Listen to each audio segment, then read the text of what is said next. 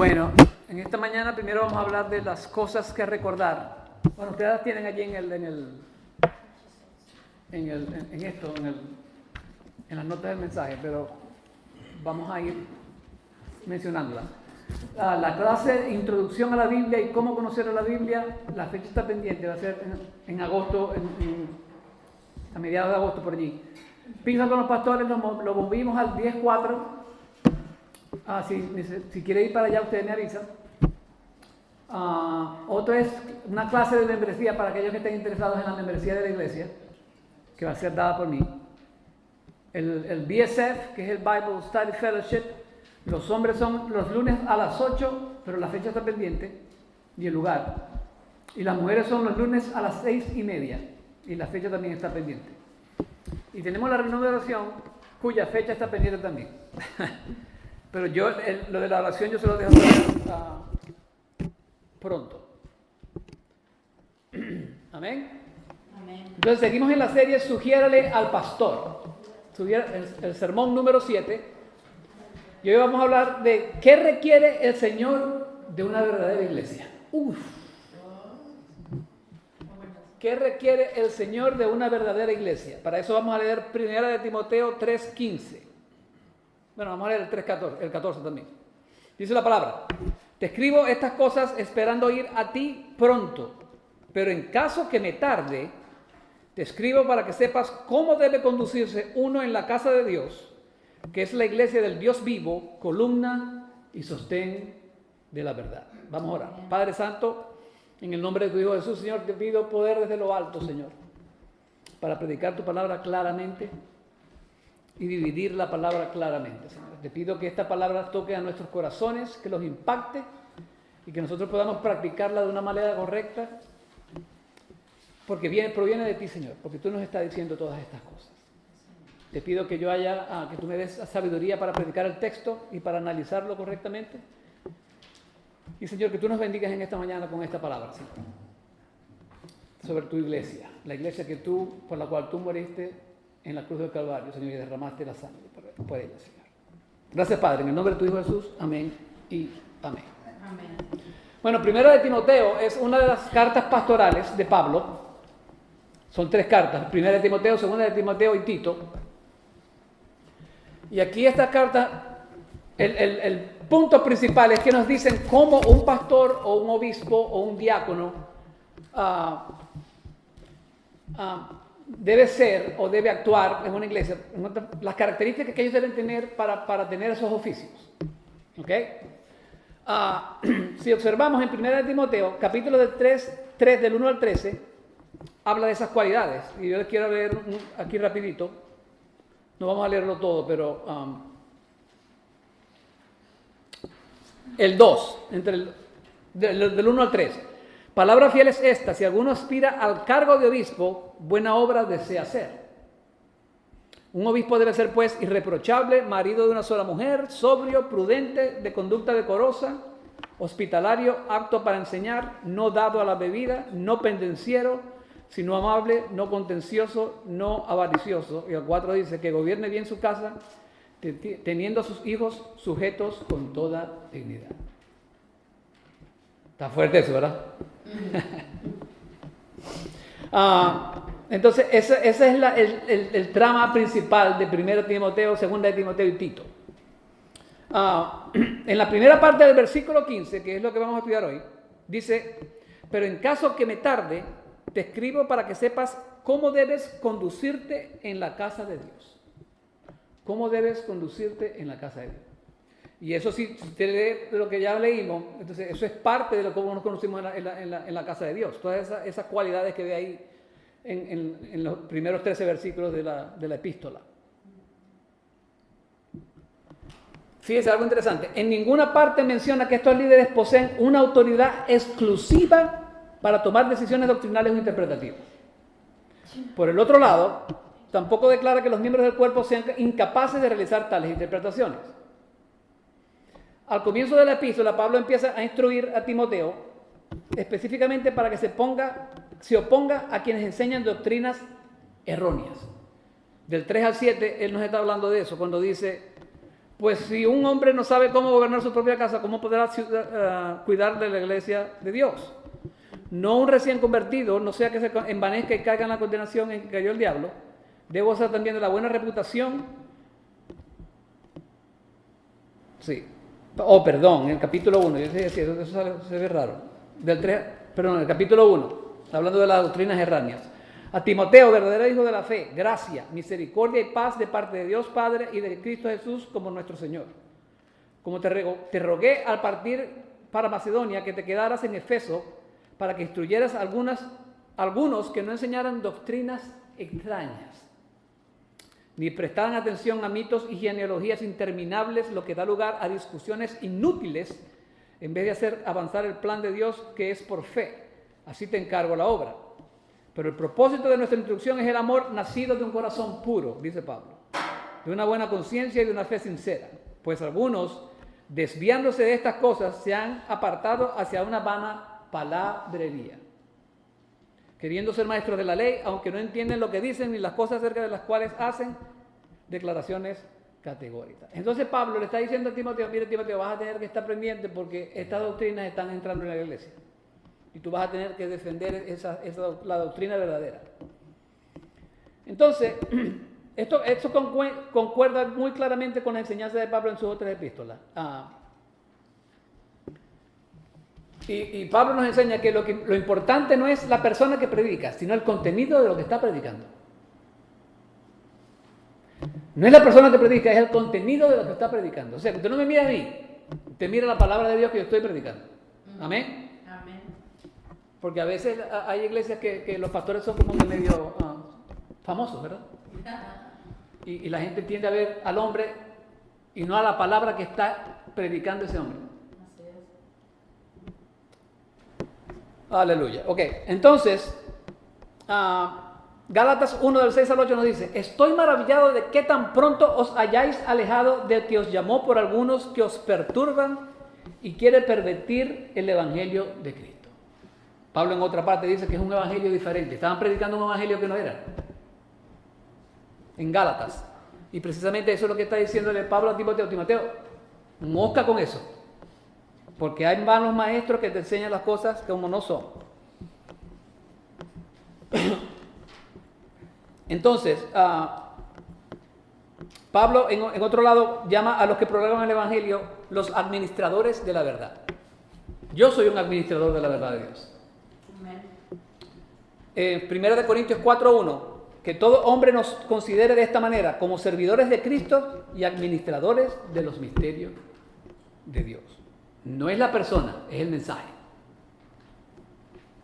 Entonces, lo primero que requiere el Señor de una verdadera iglesia es que seamos una familia. Cuando Pablo menciona la casa de Dios, el término allí es oikos, que a menudo abarca a las personas que habitan en una vivienda, la familia, y a veces en muchas ocasiones los sirvientes también eran parte de la familia, porque no eran esclavos, sino que lo querían como si fueran de la familia. Por ejemplo, varios de esos usos los podemos ver cuando hablamos de Cornelio. ¿Se acuerdan de Cornelio en los Hechos? Dice la Biblia: un hombre piadoso y temeroso de Dios con toda su casa, está oikos, familia. Y serás salvo tu casa, que daba muchas limonas al pueblo judío y oraba a Dios continuamente. Eso está en Hechos 10:2. Tenemos el ejemplo del carcelero de Filipo. Cuando pregunta a Pablo cómo salvarse, y Pablo le dice: cree en el Señor Jesús y serás salvo tú y tu oikos, tu casa, tu familia. Hechos 16:31. Entonces, mire, el enfoque no es el edificio, el enfoque es las personas que están dentro del edificio. Esta iglesia aquí, si usted aquí adentro, no es iglesia nada. Vacía, no. Nosotros hacemos la iglesia de Cristo. Entonces, esa palabra oikos es familia, significa familia. Por eso es que lo primero que una iglesia que el Señor requiere es que seamos una familia. Que seamos una familia, un oikos. La palabra oikos, entonces ya sabe lo que significa, familia. Primera de Pedro 2:15 nos describe cómo los creyentes, fíjense cómo nos describe Pedro, Piedras vivas que estemos siendo edificados como casa espiritual para ser un sacerdocio santo. Casa espiritual, familia espiritual. Hebreos 3:6. Pero Cristo fue fiel como hijo sobre la casa, ahí está, oikos de Dios, cuya casa somos nosotros, no el edificio, nosotros. Si retenemos firme hasta el fin nuestra confianza y la gloria de nuestra esperanza. Amén. Amén. Dios nunca quiso que su iglesia fuera simplemente un lugar donde la gente se reúne una vez a la semana. Él quiso que fuéramos una familia cuyos miembros comparten la vida día tras día. Amén. Si usted considera que la iglesia solamente los domingos, está equivocado. La iglesia, somos iglesia todos, nosotros no dejamos de iglesia cuando nos vamos de aquí. Seguimos siendo iglesia. Amén. Entonces la iglesia no es simplemente el lugar donde adoramos juntos. Es un lugar donde amamos juntos. Es un lugar donde sufrimos juntos. Es un lugar donde crecemos juntos. Es un lugar donde nos sostenemos unos a otros hasta que Cristo regrese. Y el mundo necesita iglesias de ese tipo, hermano. Necesitamos iglesias, más iglesias así en este mundo. Mire, el mayor reencuentro familiar de la historia tuvo lugar en la cruz. Nuestro pecado nos separaba del Padre, pero Cristo vino para que nosotros reconciliáramos esa relación con el Padre. Amén. Nuestro pecado, dice Hebreos, dice el autor de los Hebreos dice, no se avergüence, que el Señor no se avergüenza de llamarnos hermanos. Somos una familia. Eso está en Hebreos 2:11. El Hijo de Dios llama familia a todos los que son redimidos. Si usted no tiene una relación personal con Jesús, si usted no ha sido salvado por su sacrificio en la cruz del Calvario, usted no es redimido, usted no es parte de la familia de Dios. Es parte de la familia de Satanás. Los hijos de desobediencia, como llama la Biblia. Aleluya. Mire, Jesús acogió a los rechazados, restauró a los quebrantados y perdonó a los culpables en la cruz del Calvario. Jesús integró a todas esas personas extrañas en la familia de Dios cuando lo hicieron a Él Señor y Salvador de sus vidas. Y con todo esto, ¿qué cree usted que la iglesia debe hacer? ¿Qué usted cree que la iglesia debe hacer? La iglesia debe imitar ese comportamiento y recibir al extraño y compartir el evangelio con él. Amén. A veces muchas personas como que malentienden las cosas, porque dicen, no, que ustedes no creen en los gays, ustedes no creen en el aborto. Sí, no creemos en eso, pero tampoco te vamos a impedir que vengas a la iglesia. Ahora, si quieren practicar esa cosa dentro de la iglesia, eso es otra cosa. Pero hay que invitarlos a la iglesia para que ellos escuchen la palabra. Amén.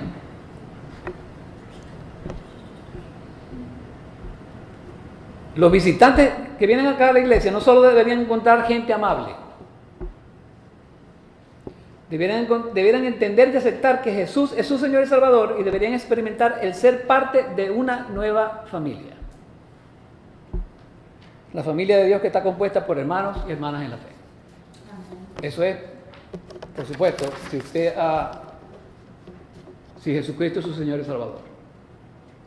Entonces debemos ser, la iglesia que el Señor requiere debe ser una familia. Lo otro es que seamos la iglesia del Dios viviente. Eso parece un poquito medio repetido ahí, pero el foco aquí es que iglesia significa aquellos que se reúnen. Yo puse aquí, según el diccionario Taller, es una reunión de ciudadanos convocados a salir de sus hogares hacia un lugar público o una asamblea. Desde el punto de vista cristiano, es un grupo de creyentes reunidos para adorar a Dios. La iglesia es la reunión de los cristianos. El que no es cristiano no es parte de la iglesia, pero evidentemente viene a la iglesia, pero no es la iglesia. La iglesia solamente son los que creen, los cristianos. Ahora mire, el escritor de los Hebreos nos dice, no dejemos de congregarnos como dice el escritor de los Hebreos, como algunos tienen por costumbre, sino que nos exhortemos los unos a los otros y tanto más cuando veamos que aquel día se acerca. Ahí el autor de los Hebreos nos está diciendo, tenemos que congregarnos. Tenemos que congregarnos. Miren, lamentablemente, venir a la iglesia para unos es una opción. ¿Y quién causó eso? La pandemia. O teníamos miedo o el gobierno no nos dejaba reunirnos. Y eso causó que mucha gente se quedara ahí.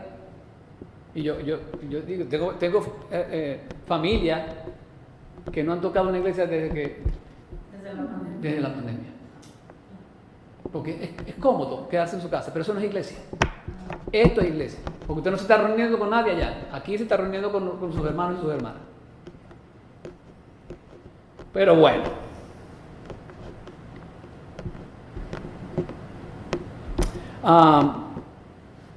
David, en el Salmo 133, también nos anima a congregarnos diciéndonos, mirad cuán bueno y cuán agradable es que los hermanos habiten juntos en armonía. Amén. Y eso es en el Antiguo Testamento.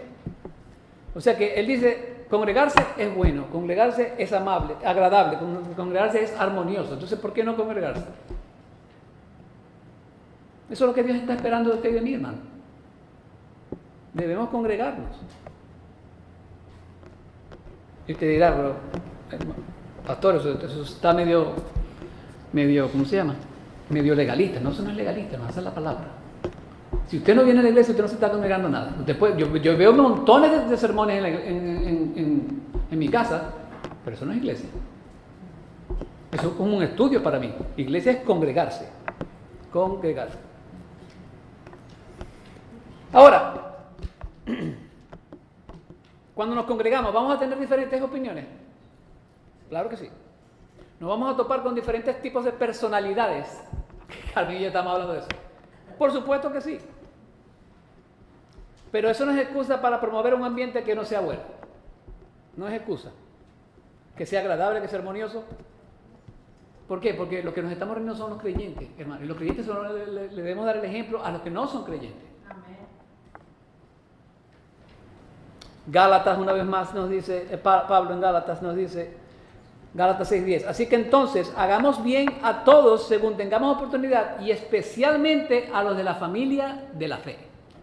Ahí está. Después Pablo también en Romanos 12:18 dice, si es posible, en cuanto de vosotros dependa, está en paz con todos los hombres. ¿Qué significa eso? Que gran parte para llevarnos bien depende de usted. A veces decimos, no, que Dios me hizo así, así soy yo. No. Dios no lo hizo usted odioso. Dios no creó el pecado en usted. Usted se creó el pecado usted mismo. Bueno, usted heredó el pecado de Adán, perdón. A veces le queremos meter la culpa a Dios y Dios no lo hace pecar a usted. La carne lo hace pecar, Satanás lo hace pecar, el mundo lo hace pecar a usted, no Dios. Jesús fue tentado, pero nunca cometió pecado.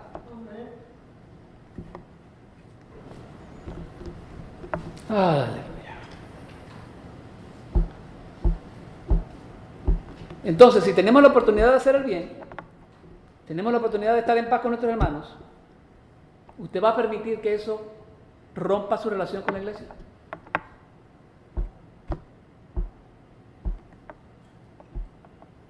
Nosotros podemos ser los causantes de un buen ambiente en nuestra iglesia o de un mal ambiente.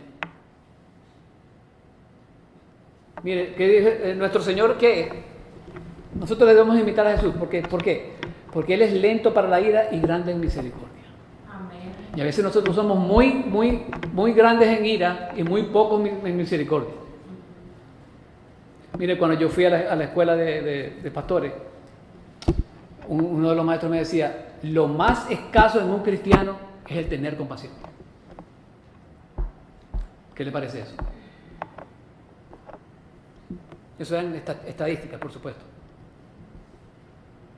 Entonces, imitemos al Señor en eso, hermano, y promovamos un ambiente de paz, de amor y de unidad. Amén.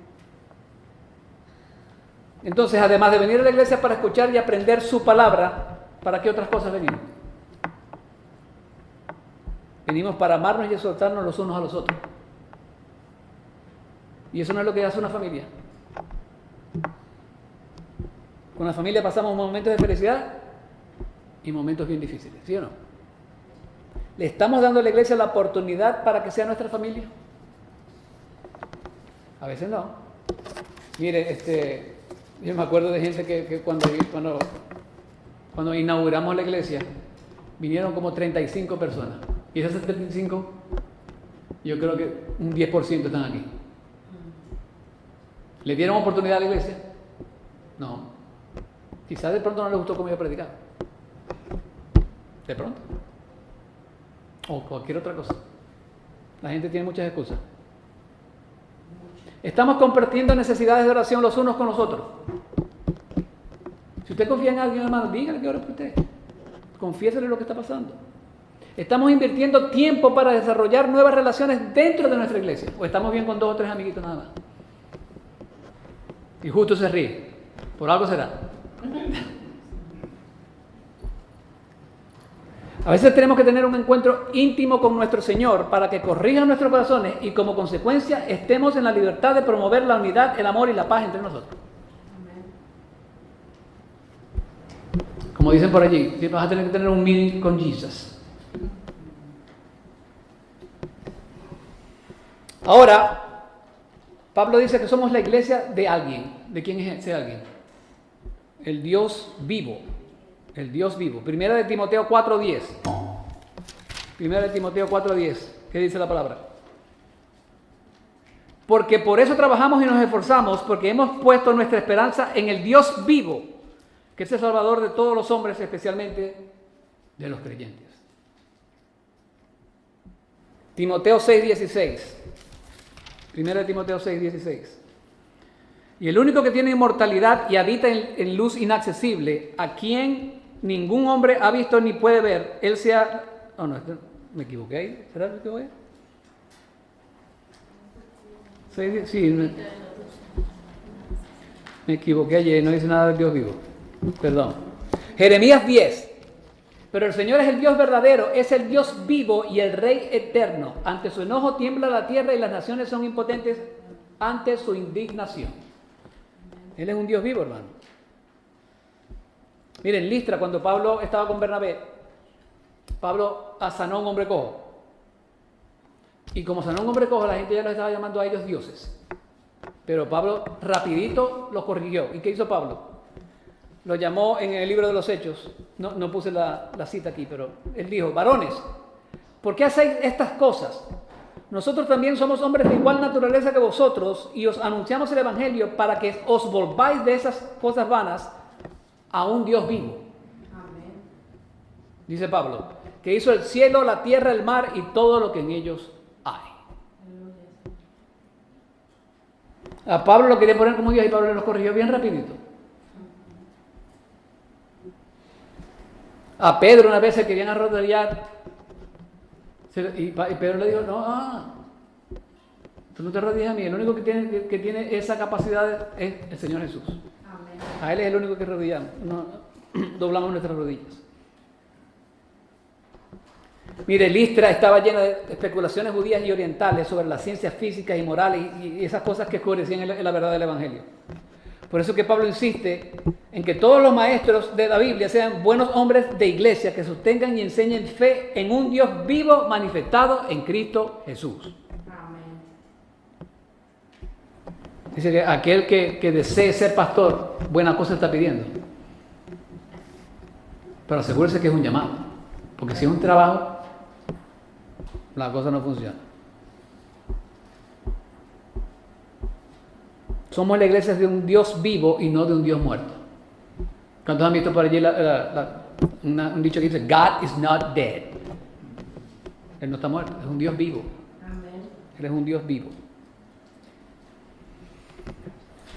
Y por último, la iglesia que el Señor requiere debe ser el pilar y la base de la verdad. El pilar y la base de la verdad. Eso está otra vez en 1 Timoteo 3:15. El pilar y la base de la verdad.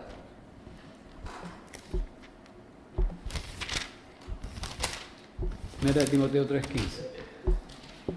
Pero en caso de que me tarde, te escribo para que sepas cómo debe conducirse uno en la casa de Dios, que es la iglesia del Dios vivo, columna y sostén de la verdad. Esa palabra pilar evoca la imagen de una columna arquitectónica, un elemento erguido, inamovible y capaz. Y es muy probable que Pablo estaba pensando en el templo de Diana, que tenía 27 columnas. Y cada columna era un regalo que un rey le había hecho al templo. Entonces todas estaban hechas de mármol y algunas estaban incrustadas de joyas y recubiertas de oro. Cada columna servía de homenaje al rey que la había donado. Entonces miren, estaban las columnas, estaba el techo y después estaba una estatua a esos reyes. Entonces la iglesia, aquí lo puse, no origina la verdad. ¿Quién origina la verdad? Dios. Pero nosotros estamos supuestos a poner en display la verdad de Dios. ¿Ya me entienden la metáfora? Yo escribí aquí, esto es un homenaje, era secundario a la verdadera función de la columna, que era sostener la inmensa estructura del techo. En las Escrituras, esta palabra simboliza fortaleza, estabilidad, honor y testimonio público. O sea que la iglesia debe exhibir esa verdad públicamente. ¿Qué es lo que estamos haciendo aquí? Aunque el término griego en sí solo aparece en el Nuevo Testamento, la imagen tiene raíces en las escrituras hebreas. ¿Por qué? La gloria de Dios marchaba delante de Israel en una columna de ¿qué? De nube y de día, y en una columna de fuego y de noche. Eso está en Éxodo 13, del 21 al 22. Salomón erigió a Jaquín y a Boaz como columnas fundamentales de bronce a la entrada del templo. Está en Primera de Reyes 7, del 15 al 22. Proclamando así la permanencia y la fortaleza de la adoración a Jehová. Estos antecedentes preparan al estudiante de la palabra para recibir las columnas no simplemente como objetos de piedra o metal, sino como señales del respaldo divino y de la seguridad que Dios brinda. Entonces dice el apóstol Pablo que la iglesia debe ser la columna de la verdad. Él también dice que la iglesia debe ser el sostén de la verdad, o la base de la verdad, o la fundación de la verdad. O sea, la columna despliega la verdad. La base soy yo. Es Cristo. Ese término soporte aparece únicamente aquí en el Nuevo Testamento. Se refiere al cimiento o a la base sobre el que descansa su estructura. Y aquí hay un error que a veces comete algunos. De este versículo se toman los católicos para hablar del papado y para hablar de que ellos son la verdad. Y eso no es lo que está diciendo Pablo. Pablo no está diciendo que la iglesia es la verdad de sí misma. Porque la verdad, el fundamento es Cristo. Amén. Primera de Corintios 3:11, pues nadie puede poner otro fundamento que el que ya está puesto, el cual es Jesucristo. En Juan él mismo nos dice, yo soy el camino, la verdad y la vida. La iglesia no es la verdad, Cristo es la verdad. Amén. La iglesia no es el fundamento, Cristo es el fundamento. Entonces la iglesia, primero que todo, está supuesta a defender esa verdad. La iglesia no está para quedarse con los brazos cruzados contra este mundo que está constantemente atacando la verdad de Dios. Fíjense lo que dice Judas, capítulo 1, el único capítulo, del 3 al 4. Amados, por el gran empeño que tenían en escribiros acerca de nuestra común salvación, o sea, él quería hablar de la salvación, pero él dijo, estaban atacando tanto la verdad de Dios que él dijo, no, yo no voy a hablar de la salvación, vamos a hablar de los falsos maestros. Y dice Judas, he sentido la necesidad de escribiros exhortándoos a contender ardientemente por la fe. Contender ardientemente por la fe, que de una vez para siempre fue entregada a los santos, a nosotros. Pues algunos hombres se han infiltrado encubiertamente, los cuales desde mucho antes estaban marcados para esta condenación, impíos que convierten la gracia de nuestro Señor en libertinaje y niegan a nuestro Señor único, soberano y Señor Jesucristo. ¡Wow! El hombre quería hablar de la salvación, pero tuvo que hablar de los falsos maestros porque no estaban defendiendo la verdad. Mire, las escrituras suelen vincular el término columna, ya se lo he dicho ya, con el fundamento o base para denotar estabilidad y permanencia. El salmista nos dice en el Salmo 75:3, tiembla la tierra y todos sus moradores, mas yo sostengo sus columnas. Dios es Cristo es el fundamento. Proverbios 9:1, la sabiduría ha edificado su casa, ha labrado sus 7 columnas. Entonces, cuando Pablo está hablando de columna y fundamento, a nosotros, a la iglesia, él no está sustituyendo a Cristo, sino más bien está destacando la función de la iglesia que ya dijimos que es ¿qué? Defender la palabra de Dios. Y a veces yo me pregunto, cuando están hablando de disparates de la Biblia, ¿defendemos la verdad de Dios? ¿O lo defendemos lo suficiente? Mire, en las epístolas pastorales, esta verdad nunca es abstracta. Por ejemplo, 1 Timoteo 1:11 dice que es el glorioso evangelio del Dios bendito. Y Pablo termina con el misterio de la piedad. Fíjense lo que dice el 16 del capítulo 3 de 1 Timoteo. Indiscutiblemente grande es el misterio de la piedad. Él fue manifestado en la carne, vindicado en el espíritu, contemplado por ángeles, proclamado entre las naciones, creído en el mundo, recibido arriba en gloria. ¿De quién está hablando? De Cristo. Cristo es el fundamento. Cristo es el fundamento.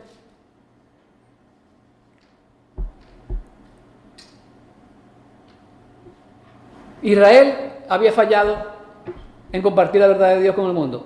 ¿Ok? Por eso que ha sido apartado temporalmente. Ahora, ¿cuál es esta verdad que está hablando aquí Pablo? ¿Qué verdad tenemos que defender? Toda la revelación divina, incluyendo el Evangelio. Toda la Biblia usted la tiene que defender.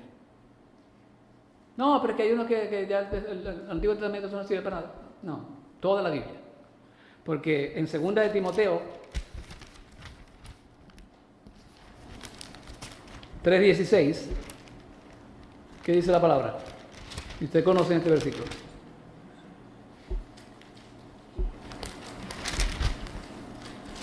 Toda escritura es inspirada por Dios y útil para enseñar, para reprender, para corregir, para instruir en justicia, a fin de que el hombre de Dios sea perfecto, equipado para toda buena obra.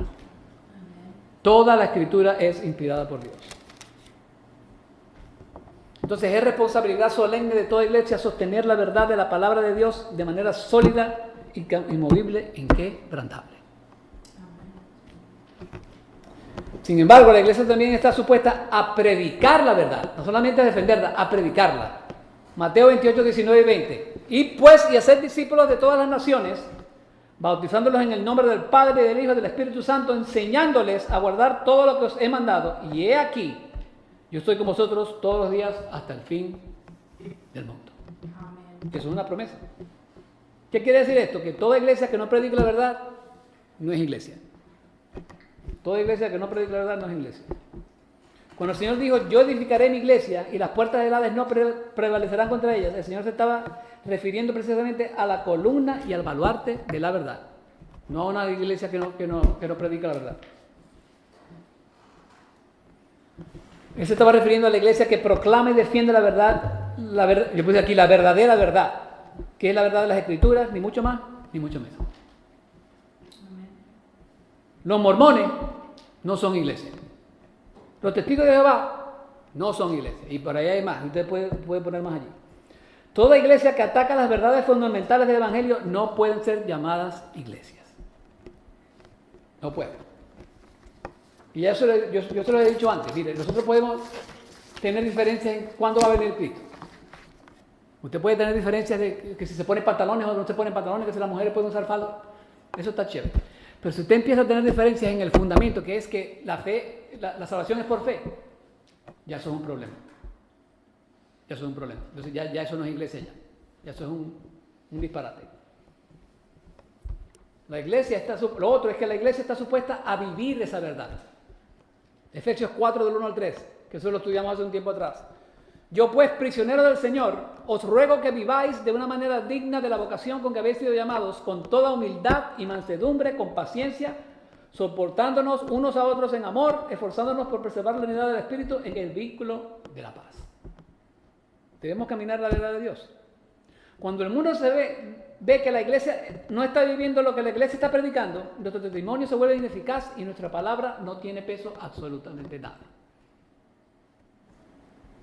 El mundo no puede evitar a alguien que no está mostrando un buen ejemplo. El mundo necesita ver a alguien que ha sido transformado por el Señor Jesucristo. Amén. El mundo necesita ver el Cristo que hay en ti. El mundo necesita ver a alguien que ha sido transformado en algo nuevo. ¿Qué nos dice Pablo en 2 Corintios 5:17?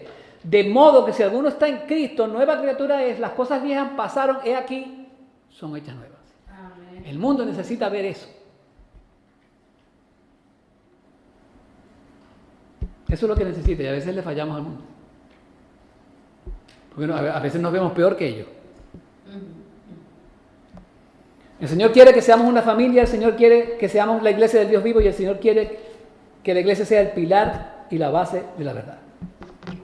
Ahora, imagínese que usted está, que yo me bajo del púlpito y el Señor Jesucristo está aquí. Y el Señor Cristo le va a decir a usted lo que Él quiere de una iglesia.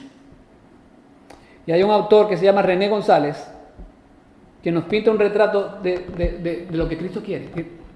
Es parte de lo que yo les prediqué. Y esa es una última canción que yo creo que... Pero presta atención, porque es bien importante.